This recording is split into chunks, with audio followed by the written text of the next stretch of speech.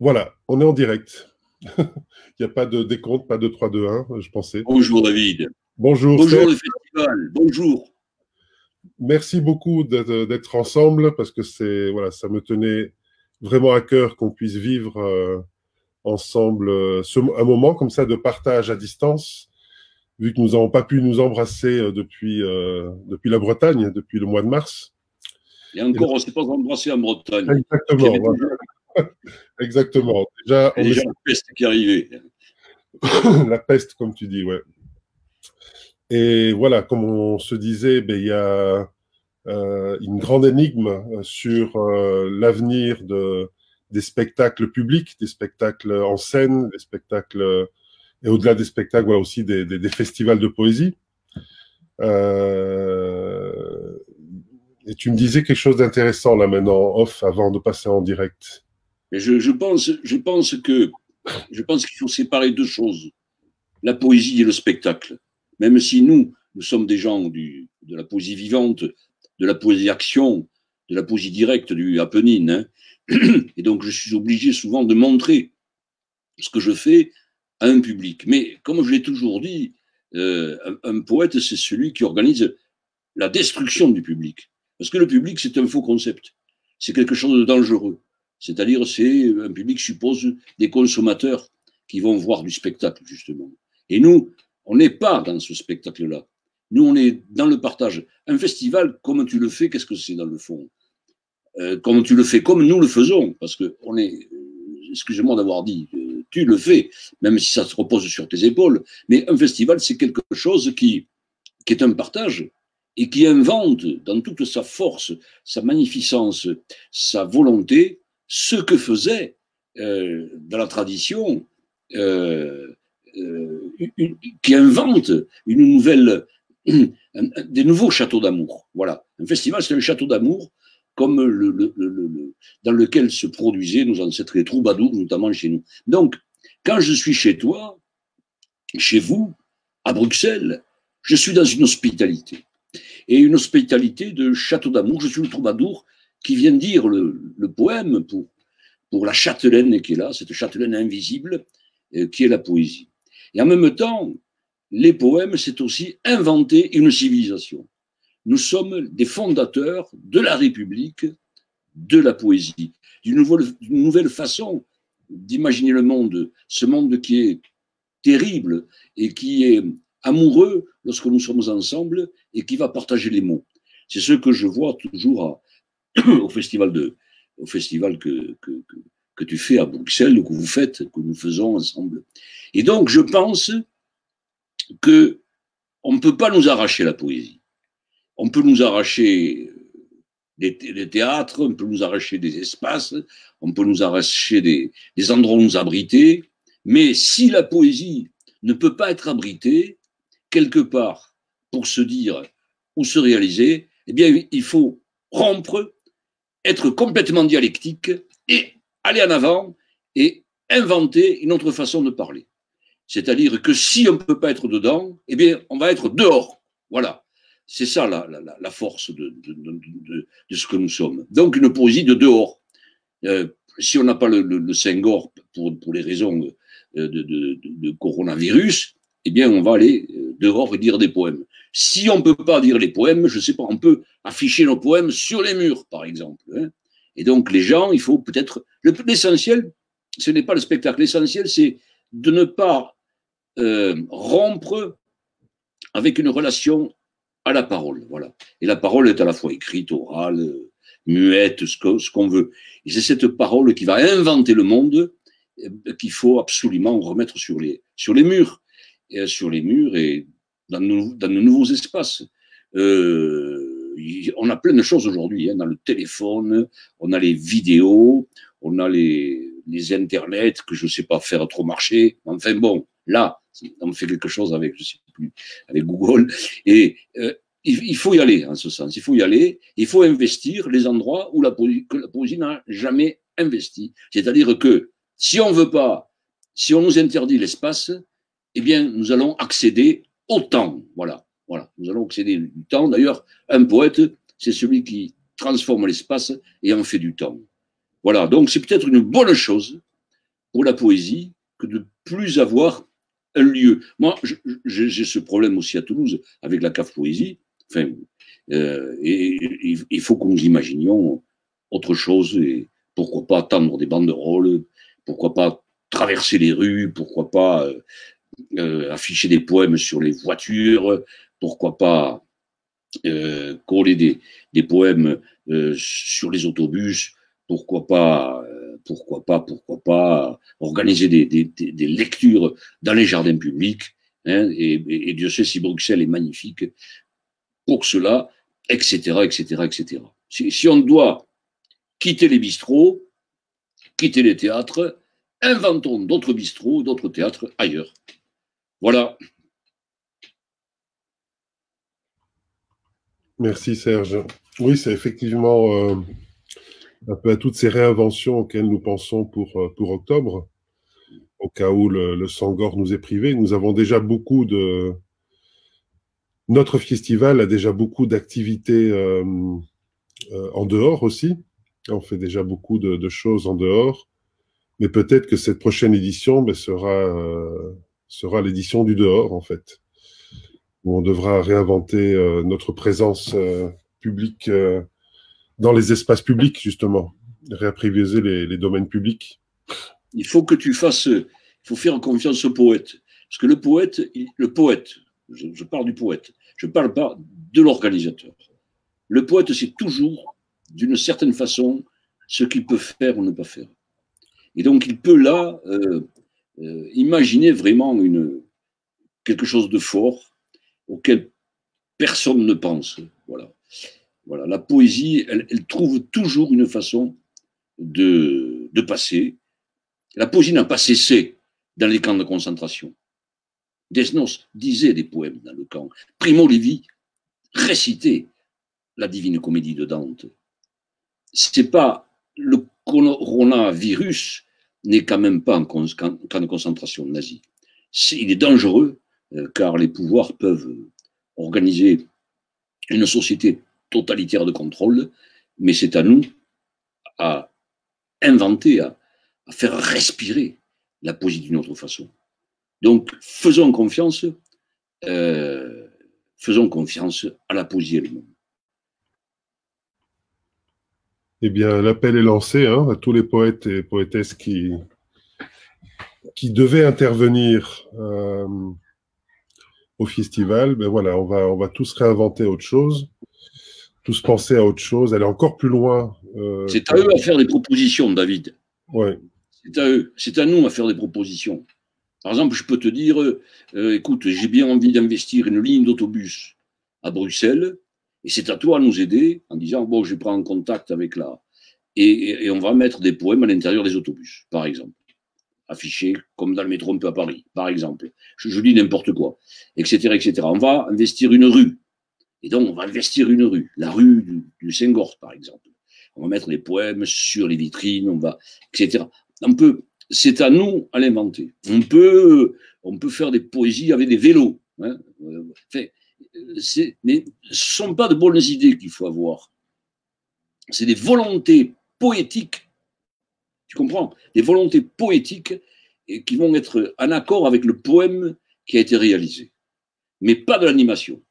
Surtout pas tomber dans des gesticulations, des gymnastiques ou des acrobaties spectaculaires et transporter ce qui se faisait dedans en dehors. Non, il faut réinventer d'autres lieux de passage. Ok, merci beaucoup. Donc, poète qui lisez ou entendez cela, à vous de nous proposer. On attend vos propositions pour la période du 8 au 11 octobre, pour ceux qui pourront se déplacer et ceux qui ne pourront pas se déplacer.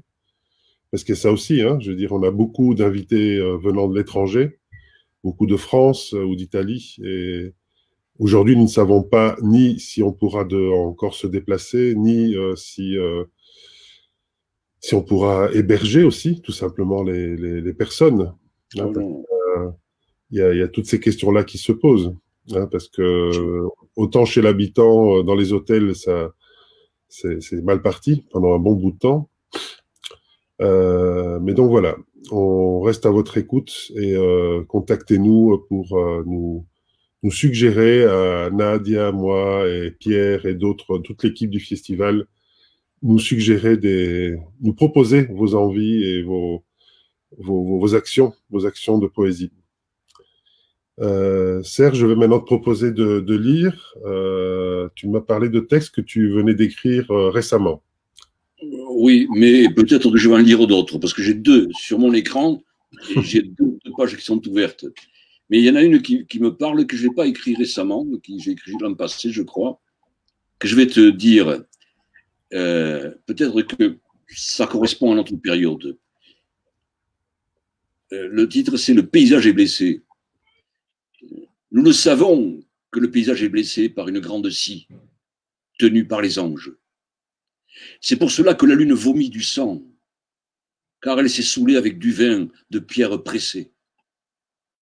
Nous nous peignons avec des dents, nous passons du rouge à lèvres sur les statues. Nous recouvrons leur tête de sous-vêtements et nous leur apprenons à marcher avec le fusil d'un suicide. Nous traversons toutes les bouches de la salle de bain, bidet, douche, lavabo, chiottes et trous d'évacuation. Nous grillons des tripes sur les guillotines. Nous attendons Noël qui accouche d'un agneau. Nous creusons les cimetières jusqu'à saisir les âmes de ceux qui ne sont pas nés. Nous divorçons le silence devant les juges. Nous buvons le lait blanc qui s'écoule du cœur du Christ, percé par un LBD à bout portant tenu par un flic. Nous mangeons des cerises arrachées sur les fils électriques. Nous avons offert des lunettes de soleil aux photos du mur des fédérés. Nous confirmons la présence de la chair devant les infirmiers qui avortent les papillons. Nous risquons l'impossible dans les détails. Nous portons une mouche qui pèse plus que le monde dans un sac à dos. Nous sommes des dentistes. Nous arrachons les mots vieux de la bouche des enfants comme des dents de lait. Nous sommes le rat qui passe sous leurs oreilles et qui leur porte des pièces de monnaie le matin. Nous sommes la vieille rue qui marche derrière la nuit. Nous sommes le vieux jour qui danse derrière la rue. Nous avons des passeports défigurés. Nous peignons des visages au bout de nos ongles. Nous avons remonté les horloges à l'envers. Nous collectons la pisse des chiens pour témoigner devant les eaux. Nous avons un frigo où nous gardons des poèmes à retardement. Tout explose. Les poètes autoproclamés sont à genoux et plongent une cuillère dans l'orbite unique d'un cyclope qui pourtant continue à voir avec deux yeux. Voilà, ça c'était le premier poème. Si vous voulez, je vous en dis un autre. Oui, bien sûr. Alors, il y en a un qui est trop long, celui-là. C'était l'Assemblée générale des Manchots. Ah, celui-là, ça s'appelle « Dernier bombardement ». Pour un enfant de Gaza, c'est un détournement d'un article de journal. Le pilote du bombardier ne savait pas. L'alphabet ne le savait pas, comme le tranchant du couteau qui ne le savait pas non plus. Les commandants qui ont donné les ordres aux pilotes ne le savaient pas. Les haches qui fendaient l'horizon ne le savaient pas. La poutre qui soutenait la corde du pendu ne le savait pas. Les dents du chien qui rongeait l'os ne le savaient pas non plus. Personne ne savait rien. Le ministre de la Défense et le commandant en chef ne le savaient pas. L'eau du lac qui tranche la lumière comme une faux dans le soleil ne le savait pas. La taupe myope chez l'opticien ne le savait pas. L'aigle aux ailes coupées ne le savait pas. Le souvenir lui-même ne savait rien, puisqu'il n'était pas encore arrivé et qu'il n'était jamais parti. Personne ne savait. Personne ne l'avait su. Personne ne saura. Personne ne sait vraiment rien. Le commandant de l'armée de l'air non plus, comme l'aigle aux ailes coupées qui commandait au ciel. les patries du sommeil où dormaient les rêves des aveugles non plus. La pluie qui pelait la poussière également, personne ne savait rien. C'est vrai, les officiers de renseignement qui visaient la cible ne le savaient pas. Les miroirs qui renvoyaient l'image des moustiques ne le savaient pas. L'horloge des genoux ne savait rien des heures à genoux. Les sourires en papier des journaux ne savaient pas. Le porte-parole de l'armée qui a menti sans scrupule ne le savait pas. L'hirondelle de la géométrie qui avait caché les carrés ne le savait pas. Le serpent qui se tord toujours dans un verre de lait ne le savait pas non plus. Aucun de nos héros n'était au courant. Personne, aucun robinet, aucune baignoire, aucune fleur sentie par le vent, aucun gâteau vendu au marché, personne n'était au courant. Ceux qui savent toujours tout, soudainement, ne savaient rien. Ceux qui voient tout, comme la nuit dans le noir, ne le savaient pas. Ceux qui font dériver les vents vers l'habitude des incendies ne savaient vraiment rien. Personne, vraiment personne, ne le savait. Ceux qui peuvent retrouver en un instant la mouche échappée de la bouche d'un homme recherché dans une banlieue électrique de la pluie ne le savaient pas. Ceux qui se mettaient des gants en peau humaine ne savaient pas que dormait, électrocuté dans un nuage, un enfant de ciment. Ceux qui riaient aux éclats, cloués au bégement bleu des avions, ne le savaient pas. Une certaine littérature même ne le savait pas. Une certaine littérature ne savait rien. Les pauvres meurent toujours les premiers sans le savoir. Et à cause d'eux, la poésie est toujours la première à parler d'eux sans le savoir. Voilà. Merci beaucoup, Serge. Vous en voulez un autre? Non, c'est trop long. Oh, ça donne envie d'un autre. Hein. T'en veux un autre? Bon, le dernier alors. Le dernier. On est chez nous, c'est le festival à la maison. Alors, c'est le festival. C'est le festival. Tu sais que le festival, c'est festival tout le temps. Hein. Voilà, tout le temps. Le festival vient de fête. Alors, voilà, écoute, les derniers. La mer croquait les sucres d'orge du froid au milieu de la lune. Et le soleil n'était qu'une poêle rouge où grésillait l'écume des omelettes battues avec des pierres qui ressemblaient à des œufs couvés par les rochers. Les mouettes déménageaient nos ombres, une par une, comme des livres.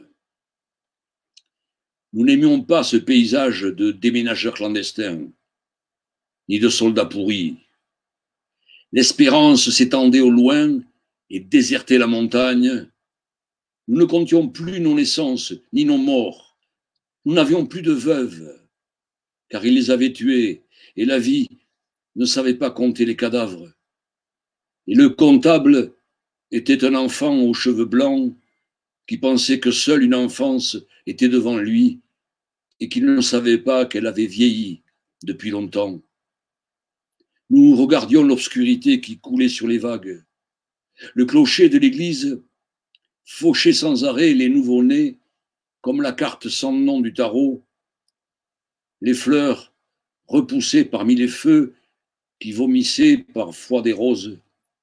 Les arbres esquissaient des signes de croix et parfois levaient les poings au milieu des clowns. C'est ainsi que la lune, pour la première fois, eut chaud au ventre, avant qu'elle n'accouche d'un lapin solitaire. Et pourtant, il fallait se laver d'un seul coup avec la pluie. La nuit, comme une absence, s'est approchée en reniflant sa morve. Les fleuristes vendaient des fleurs anesthésiées. Le capitaine ne savait pas chanter, mais il nous forçait à regarder les cuisses ruisselantes de la lune qui étanchaient les moustiques. Le paysage était devenu lourd. Il n'était plus capable de nous jeter des pierres. L'autre soir, je m'étais mise à l'abri contre un vieux chien et le jour qui ne cessait de s'allonger prolongeait des réponses dont nous ne voulions pas, une seule fois, appeler les questions. Les coccinelles bramaient comme des cerfs dans les trompettes de l'automne. Cela pouvait prêter à rire, mais c'étaient nos camarades qui appelaient la mort pour une dernière fois la baiser.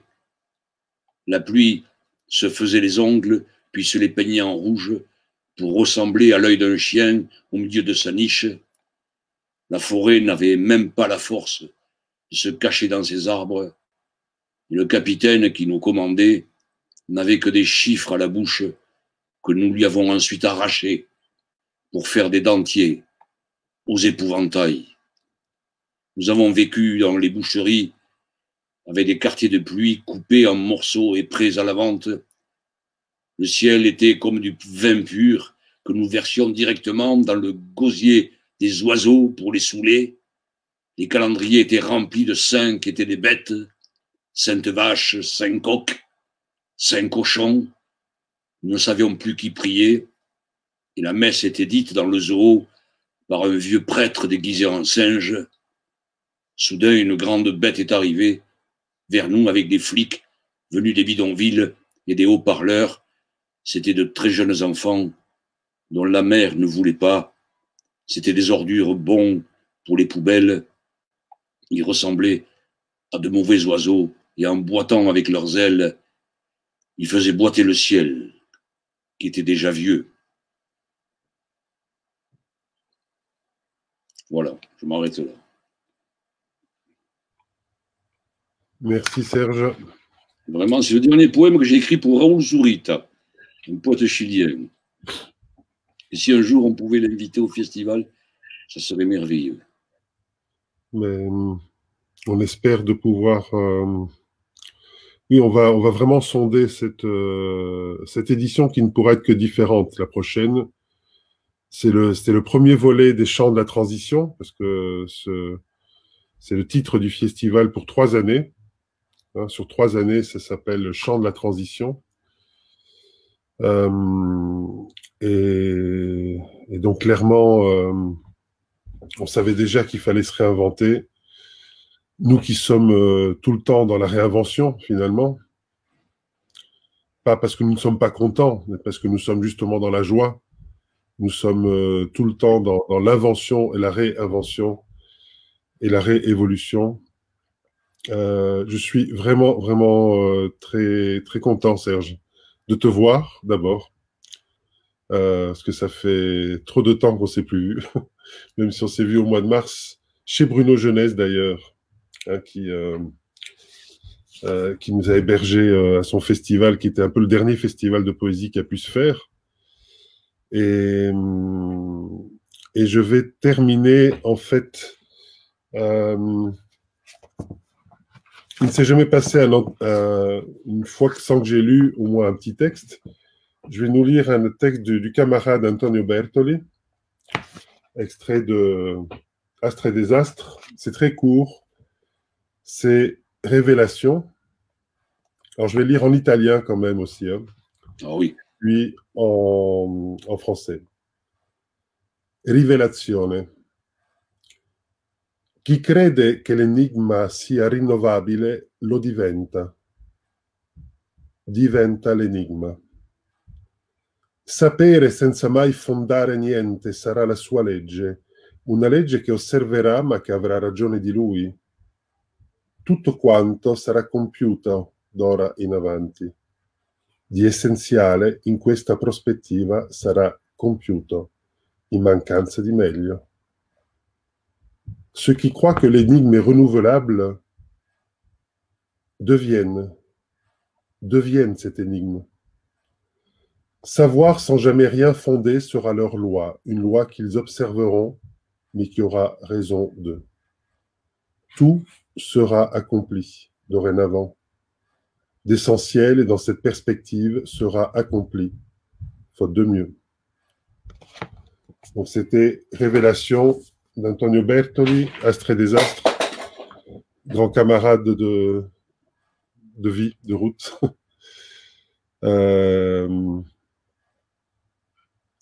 voilà, je te remercie encore et je vais passer juste une petite minute et demie d'une action, d'une poésie d'action que vous aviez faite avec Chiara au festival, qui s'appelait La pierre et la plume. C'était lors du festival 11 en 2017 pour l'Arcane de la Force. Est-ce que tu as un mot pour dire? Parce qu'après, j'ai mis le lien YouTube, les gens pourront voir toute l'action. Alors, je Oui, m'excuse parce qu'on ne la voit pas très très bien, parce que j'étais un peu loin et j'ai filmé avec mon téléphone. Donc, les visages ne sont pas clairs, malheureusement. Maintenant, j'ai des outils un peu meilleurs. J'ai un meilleur téléphone qui permet de faire de meilleures vidéos, heureusement. Mais, euh, mais voilà, c'est pour donner juste une ambiance et ce sera juste la première minute 30 que je montrerai de cette action. oui, je me souviens parfaitement parce que j'ai fait cette action une fois, j'ai essayé de la faire une seconde fois, mais jamais il faut répéter les choses. Et je l'avais fait pour notre ami qui était parti ailleurs, dans une autre réalité, comme tu le dis, et c'était sur la force. Et c'était aussi le second texte que tu peux me publier autour d'une carte du tarot. Voilà. Et j'avais pensé que la force, c'était un dialogue entre la plume et la pierre. Et vous m'aviez trouvé une belle pierre que j'ai pu casser. Et j'ai dit ce poème qui était très difficile à dire, puisqu'il fallait que je le dise dans un soufflement et dans l'espace, le temps de retomber de la plume. Et ensuite, il fallait que je reprenne mon souffle pour souffler sur la plume. Voilà. Et après, il y avait l'action de Chiara avec le lion dont elle ouvrait la gueule pendant que je concassais la pierre. Mais je me souviens que c'est une action parmi les plus intéressantes que je revendique, puisque c'est avec rien que j'ai fait quelque chose, une plume et une pierre. C'est souvent comme ça, mais c'est rare. Mais je suis très heureux que tu aies, peut-être qu'on passe, je voulais dire, peut-être qu'on passe une vie à faire quelque chose avec rien, à un certain moment. Et c'est ce rien qui nous habite et qui devient notre tout. Voilà, c'était un rien et un tout, en même temps qui dépassait le monde et qui rentrait dans l'amour. Voilà. Merci Serge. Donc là, on va bientôt voir la vidéo. Voilà. Donc je m'excuse encore pour la qualité, mais le sens peut être senti, je pense.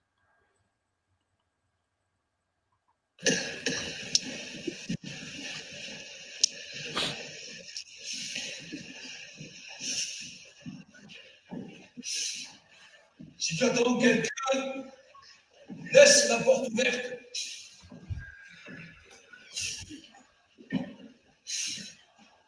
Si tu sais qu'il ne viendra plus jamais, laisse encore la porte grande ouverte. Puis détruis cette maison, pierre par pierre. Autour de cette porte,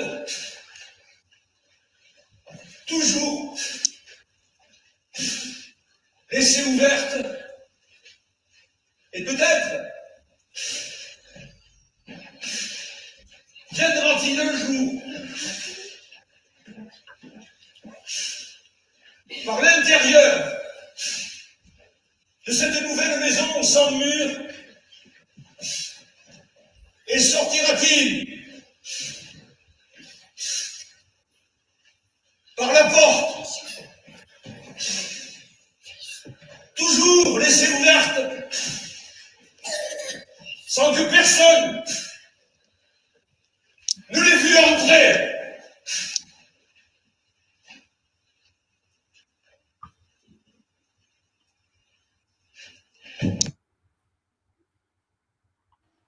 Voilà. Merci, merci. Et juste, ça reste toujours magnifique. C'est un des plus beaux souvenirs du festival. C'est une prise de risque. Parce que tu ne sais jamais ce que tu vas faire. Et c'est la première fois que je faisais ça. C'est vraiment une prise de risque. Et je trouve que le risque est important dans la façon de dire le poème. Il n'y a pas de répétition possible à ces choses-là. Eh bien, Serge, merci. Je vois que nous avons été bien suivis et que voilà, il y a eu du plaisir et de la poésie partagée. Continuons notre combat. On ne saurait pas faire autrement de toute façon, mais continuons de plus belle manière. Et je sais que c'était pas quelque chose d'évident pour toi d'imaginer de faire une vidéo à distance. Mais tu vois, finalement, ça se passe bien et c'est peut-être aussi un nouvel espace-temps pour la poésie et pour les échanges. Bien sûr. Parce que de toute façon, par le virtuel et par la vidéo, par tout ce qu'on veut, ben, ce qui compte, c'est quand même le contenu, c'est ce qu'on y met. Et le contenu ouvre une forme et je pense qu'avec toi, nous avons ouvert de sacrées formes ce soir. Merci, merci, merci beaucoup. Je vous embrasse tous. Merci à vous. Aussi Chiara, évidemment, qui est chez toi, là quelque part, qui fait de superbes masques. Je vous conseille, pour ceux qui sont sur Facebook, je conseille d'aller voir la page de Chiara Moulas. D'ailleurs, comme Chiara tenait à sa discrétion légendaire à ne pas se montrer, je vais me permettre, si vous le voulez bien,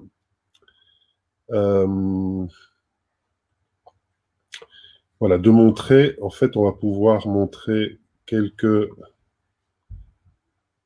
Ah oui, on va pouvoir... Oui, je vais... Alors, c'est les joies du direct, comme disaient les autres. Alors, vu que cet outil permet quand même cela, alors je vais... Mais voilà, vous voyez, on peut voir les masques de Chiara ici, sur sa page Facebook. Alors, j'en montre quelques-uns. On parlait du lion, justement. Hein. Oui, c'est lui. Le fameux lion. Hein, c'est chaque jour du confinement, Chiara nous accompagne avec des masques formidables. C'est aussi une invention d'un nouvel espace. Hein. Ah, absolument, oui. Ah, là c'est pas Chiara, c'est Macron, en fait. Oui, oui. C'est Chiara qui est derrière. Voilà. Voilà, je vous conseille d'aller voir, de découvrir le travail de Chiara Moulas, qui est formidable, qui à chaque fois aussi, parce que ces jours-ci, nous regardions avec ma compagne, ma femme, le tarot. Avec Nadia, nous regardions quelques vidéos, quelques photos anciennes des festivals. Et on se disait, voilà, que à chaque fois, Chiara avait été d'une inventivité hein, dans ses actions, soit avec toi, soit parfois en solo, et puis qui paraissent d'une simplicité a priori, qui sont préparés avec des petits riens, comme tu disais, parce que c'est préparé ben, souvent avec des outils qu'on trouve dans les bricots, avec des fleurs, mais qui demandent une grande... Avec des poissons rouges. Ah oui, les poissons rouges. Là, tu me tentes. Hein. Parce que là, effectivement, ben, écoute, j'ai hésité et je crois que le temps que je regarde, que je trouve la vidéo, je vais la mettre pour clôturer. Envie que je la mette. Tu veux dire quelque chose d'abord déjà sur cette histoire? Non, je ne veux rien dire. C'était une plaisanterie. Parce que je sais qu'elle est très controversée, cette action. Justement, ça m'intéresserait que tu puisses nous dire quelque chose. Ce qui est intéressant dans une action, c'est pas tellement... c'est de bouger les gens et de les détruire en tant que spectateurs. C'est-à-dire de les faire participer et d'élargir leur conscience. Voilà. Et là, celui de la violence, c'était très intéressant parce que je pense que il y a eu un débat, il y a eu une dialectique qui s'est mise en place, et il y a eu une grande prise de conscience, parce que la poésie n'est pas uniquement un rythme avec les mots. Hein. La poésie, c'est quelque chose qui pense le monde avec la langue, et qui va produire une nouvelle parole qui va se retourner tout d'un coup, et qui va, c'est le premier verset de l'évangile de Saint Jean. Voilà. Exactement.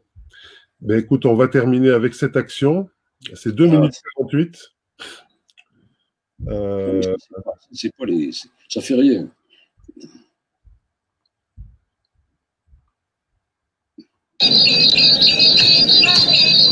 Ça fait Maigriot.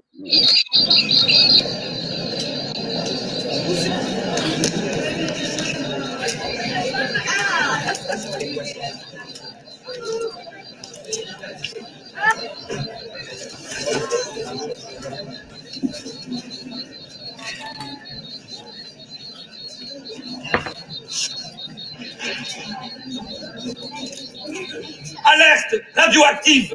Nous sommes le temps qui se renverse dans les anges.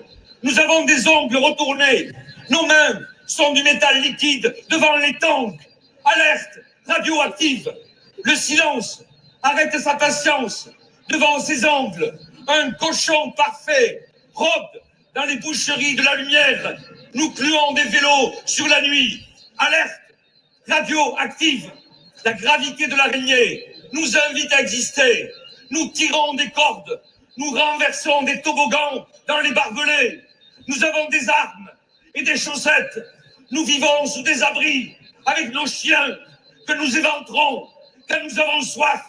Nous jetons des cacahuètes à des singes et des cornflakes de ciment aux abeilles.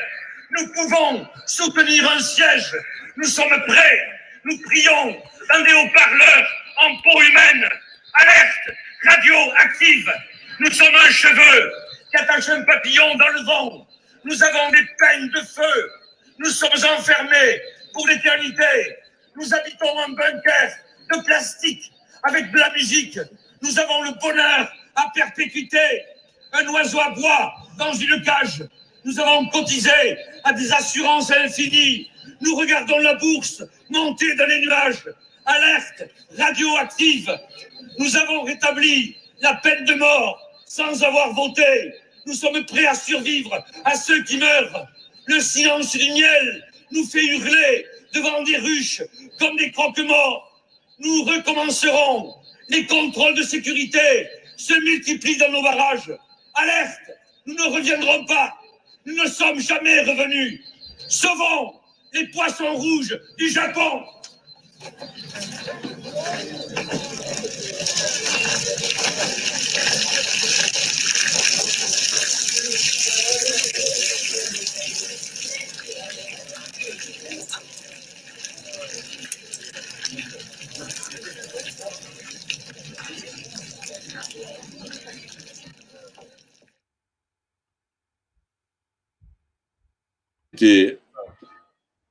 C'est incroyable, cette action.